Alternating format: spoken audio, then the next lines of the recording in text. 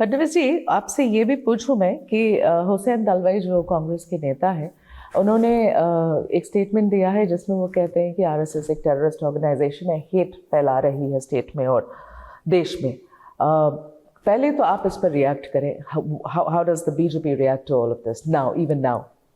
कि पहली बात तो यह है कि पूरी देश और दुनिया जानती है कि राष्ट्रीय स्वयंसेवक संघ एक राष्ट्रवादी इस प्रकार की ऑर्गेनाइजेशन है जो राष्ट्र प्रथम के हिसाब से चलती है और जिसका एक ही एम है कि समाज के सारे क्षेत्रों में अच्छे लोगों का निर्माण करना, और इसी के लिए संघ विचारों से यहाँ पर काम चलता है। और हुसैन दलवाई जी या उनके जैसे कितने भी लोग आ जाए, कितने भी, तब भी ये आरएसएस को कभी भी ब्रांड नहीं कर पाएंगे। दुनिया जानती है आरएसएस क्या है, और ये जो उलेमाओं ने मांग की है और कांग्रेस ने और शिवसेना उद्धव ठाकरे ने और शरद पवार जी ने जिस मांग को मान्य किया है कि हम आरएसएस पर बैन लगाएंगे, मैं आपको बता देना चाहता हूँ, न नेहरू जी लगा पाए, न इंदिरा जी लगा पाई। ये किस झाड़ की पत्ती है? ये सवाल मैंने सुप्रिया सोले से कल किया। कल मैंने उनका इंटरव्यू किया। ये मैंने उनसे सवाल पूछा कि हुसैन दलवाई आपके अलायंस पार्टनर हैं और इस तरीके की बातें करते हैं।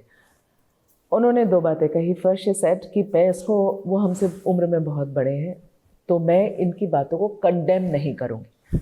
शी रिफ्यूज्ड, उसने कंडेम नहीं किया। पर लगे हाथ उन्होंने ये बोला कि देवेंद्र फडणवीस भी तो हमें अर्बन नक्सल बुलाते हैं, तो हमें बुरा नहीं लगता क्या? हमें भी बड़ा दिल में दर्द होता है जब वो स्टेज पे खड़े होकर हमें अर्बन नक्सल बुलाते हैं, तो फिर मैं क्यों कंडेम करूं अगर आरएसएस को टेररिस्ट ऑर्गेनाइजेशन बुलाया जाता है तो? देखिए, मैंने तो उनको अर्बन नक्सल नहीं कहा, लेकिन मैंने जब अर्बन नक्सल की बात की तो टोपी उनके सिर में क्यों जाकर बैठी? उनको क्यों लग रहा है कि मैं उनको कह रहा हूँ? ऐसा कुछ किया है क्या उन्होंने?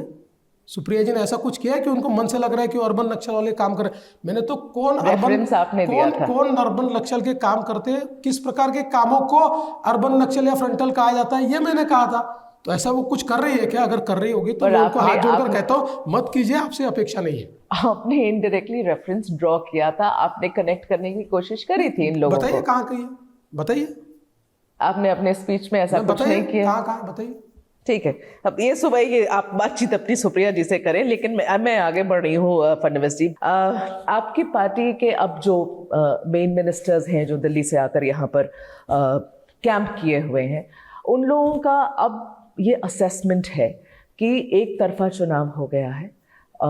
हम लोग ऑलमोस्ट 115 सीट से भारतीय जनता पार्टी आएगी। आप 148 लड़ रहे हैं, उसमें 115 की कॉन्फिडेंस हो रही है उन लोगों को कि इतनी सीट तो हमारी आएंगी।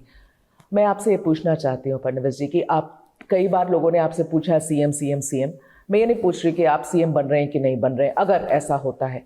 मैं ये पूछ रही हूँ कि if you really come back with 100+, से 115, क्या भारतीय जनता पार्टी का मुख्यमंत्री होगा? पहली चीज़ तो यह है कि मैं हमेशा कहता हूँ चुनाव टफ है, लेकिन वी हैव एज, और पूर्ण बहुमत के साथ हमारी महायुति चुनकर आएगी। अब किसको कितनी सीटें मिलेगी, किसको क्या मिलेगा, इसके ऊपर मैं कोई कमेंट नहीं देना चाहता। और मैं वापस आपको कहना चाहता हूँ, मुख्यमंत्री कौन होगा ये नंबर पर डिसाइड नहीं होगा। तो किस पर होगा? ये स्ट्राइक रेट पर भी डिसाइड नहीं तो होगा। किस पे होगा? ये तीनों मिलकर बैठेंगे। हाँ, और हमको उस समय की परिस्थिति में क्या करना है, इसके ऊपर इसका डिसीजन लेंगे। तो फडणवीस जी, पैरामीटर्स क्या है डिसाइड करने के? आपका स्ट्राइक रेट नहीं है, सबसे बड़ी पार्टी नहीं, तो कैसे डिसाइड करेंगे? चुनाव के बाद आपको पैरामीटर्स कौन बताएंगे। कितना धमका रहा है दूसरे को, उस पर डिसाइड करेंगे क्या? चुनाव के बाद आपको पैरामीटर्स बताएंगे। जरूरी थोड़ी है कि हमारी सारी स्ट्रेटेजी आपको आज बता दें। हम स्ट्रैटेजी वाली बात नहीं है, सब जानना चाहते हैं भाई, लोग वोट देने वाले हैं फडणवीस जी। तो जो वोट देने वाले हैं उनको हमने साफ शब्दों में, हमने कभी छुपाया नहीं, हमने साफ शब्दों में कहा है हमारे मुख्यमंत्री एकनाथ शिंदे जी आज हमारी गवर्नमेंट को लीड कर रहे हैं।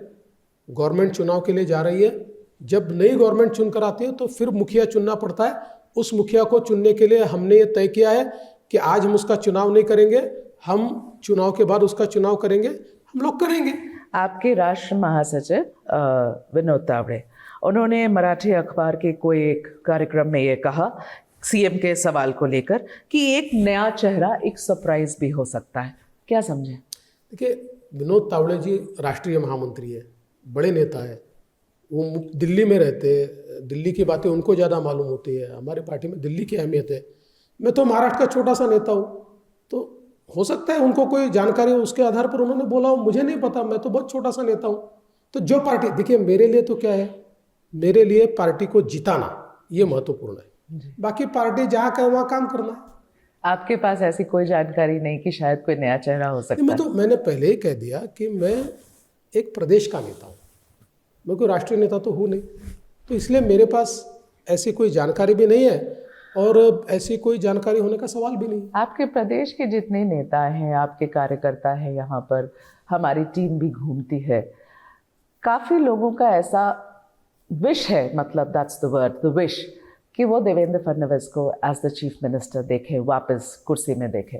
जब ये सब बातें आपके पास पहुंचती हैं और आपको भी पता है कि आप ही की पार्टी दिल्ली से ही डिसाइड करेगी कि क्या होना है, नहीं होना है, what goes on in your mind? I mean mister Fadnavis, this is the sentiment of the people. देखिए, पहली बात तो यह है कि चूंकि मेरी पार्टी ने मुझे इस इलेक्शन को लीड करने का मौका दिया जी, इसलिए स्वाभाविक रूप से मेरे पार्टी के जो हमारे कार्यकर्ता है उनको ये लगता है कि भाई अपना मुख्यमंत्री बनना चाहिए या देवेंद्र फडणवीस मुख्यमंत्री बने, ऐसा उनको लगता है। ये स्वाभाविक है, ये किसी भी पार्टी में होता है। लेकिन आप क्या चाहते हैं? नहीं, लेकिन देखिए, दिल्ली में जो हमारी पार्टी का पार्लियामेंट्री बोर्ड है हमेशा सब चीज़ों का विचार करके फैसला करता है। ये कोई व्यक्ति के लिए फैसला नहीं होता, पार्टी के फ्यूचर का विचार करके फैसला करते हैं। और आज तक मैंने देखा है कि जो फैसला होता है वो सही होता है, फैसला कभी गलत नहीं होता। इसलिए आगे भी जो फैसला करेंगे बीजेपी के महाराष्ट्र के हितों को देखकर, बीजेपी के महाराष्ट्र के फ्यूचर को देखकर ये फैसला किया जाए। ठीक है, जाते जाते आखिरी सवाल, उद्धव ठाकरे और शरद पवार जी की पार्टियों से जब मैं बात करती हूँ तो दो चीज़ निकल कर आती। पहला कि, और ये सब वो कैमरा पे नहीं बोलेंगे फडणवीस जी, लेकिन बातों में तो ये बात समझ में आती है कि वो अभी भी, उन्हें लगता है कि ये ऑप्शन खुली हुई है, इसको एक्सप्लोर किया जा सकता है। शायद उद्धव ठाकरे जी दिल्ली में प्रधानमंत्री से मिलने की कोशिश करें, ये सारी चीज़ें चलती रहती है। मतलब ऐसा नहीं है कि ये दरवाजे बंद हैं और हमारा कुछ नहीं हो सकता, अब हम कभी साथ नहीं आ सकते, ऐसा नहीं लगता है। उनसे बातचीत करके नहीं लगता है। पहली ये बात है। दूसरी बात है कि शरद पवार के साथ भी आप लोग ने फ्लर्ट अच्छा किया है, 14 में भी किया, 2019 में भी किया है ना, अजीत को ले ही आए, तो कोई आपके लिए अछूत नहीं है फडणवीस जी। इसीलिए सवाल पूछ रही हूँ कि 23 तारीख के बाद ज़रूरत पड़ी तो? देखिए, पहली बात, ज़रूरत पड़ने ही नहीं वाली। सवाल मेरा ज़रूरत पड़ी तो उसका जवाब देना। कोई सवाल ही नहीं उठता। महाराष्ट्र के लोग डिसाइसिव मैंडेट देंगे। नहीं दिया तो? देंगे। मेरा सवाल, नहीं दिया तो? देंगे। फडणवीस जी, मैं आपसे सवाल पूछ रही हूँ, अगर ऐसा नहीं हुआ तो? देंगे। ठीक, अगर आपको ऐसे ही जवाब देना तो 23 तारीख को बात करेंगे। जी जरूर। ठीक है, thank you so much. Thank you. नमस्कार। For exclusive and insightful videos, subscribe to our new channel ABP Live Premium.